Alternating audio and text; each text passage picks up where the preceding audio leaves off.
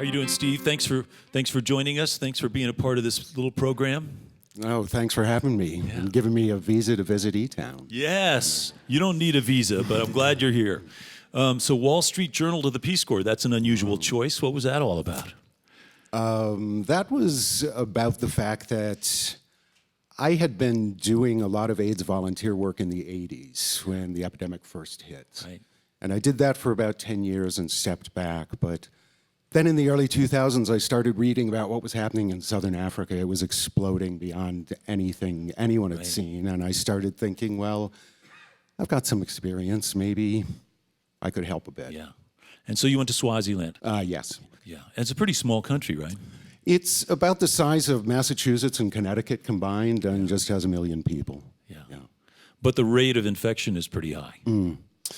26% of everyone over 15 is HIV positive or has AIDS. Wow. For people in their 30s, it's just about 50%. Wow. Yeah. Wow. So what is it that you saw that wasn't getting done and that you thought you could do better?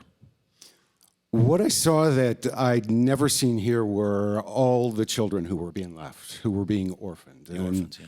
There were thousands who literally didn't know where their next meal was coming from, or have warm clothes or blankets or a place to live.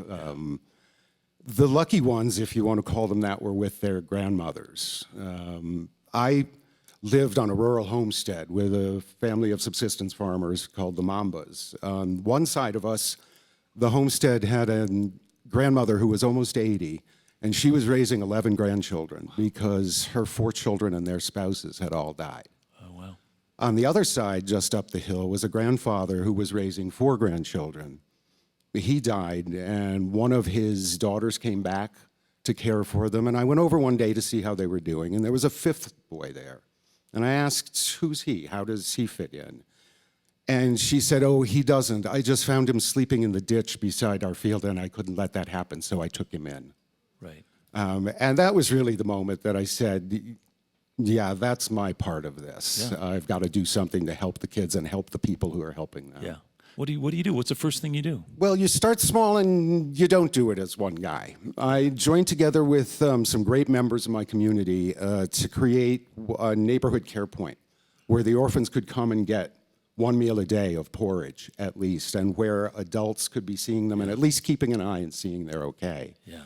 And that led me to contact the National AIDS Council, which is called NERCHA, to get their support and get some help for it. And over time, through that relationship, they asked me if I would try to find a way to bring more help to more orphans. And that's when I was able to create this program called Young Heroes. Yeah.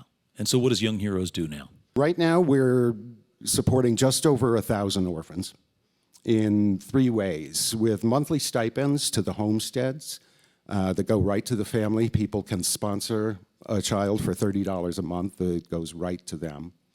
Comprehensive medical care, especially for our kids who are HIV positive. Covering the cost of medication and drugs and so on. Yeah, that's all free. All medication, all drugs are free, and all medical care for our kids. And then we support kids until they turn 19, at which point they become eligible for our vocational and business training course, which is a year-long course. They get their choice of 8 vocations. And at the end of the year, we'll give them a microfinance loan.